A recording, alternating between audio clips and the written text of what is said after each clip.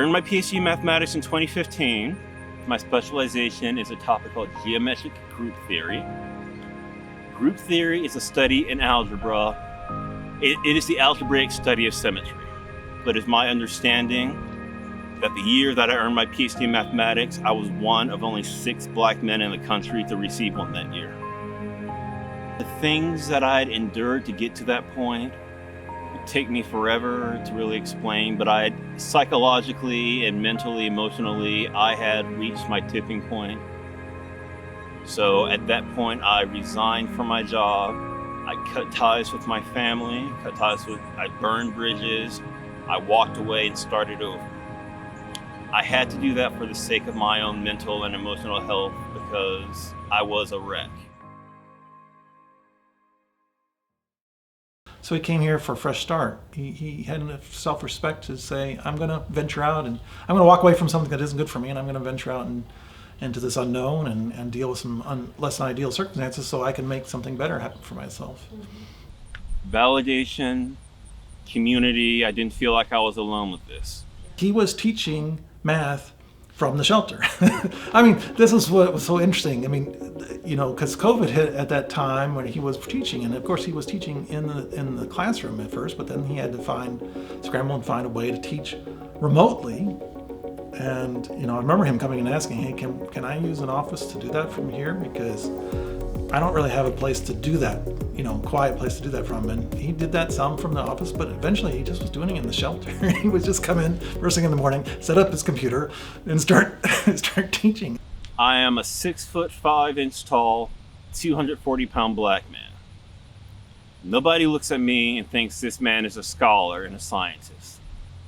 Throughout my life, people have looked at me and they tried to make me fit into they tried to pigeonhole me into a certain niche in society.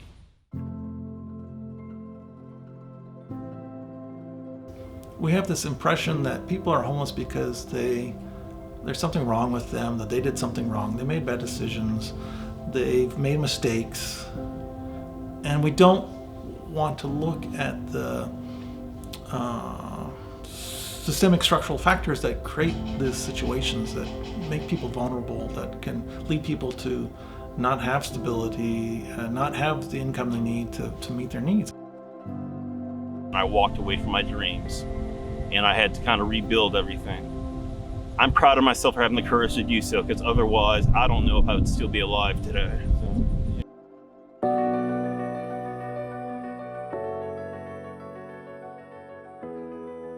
It's been a year. So a year ago, I signed a lease. I left St. John's Center. I'm living in St. Matthews now.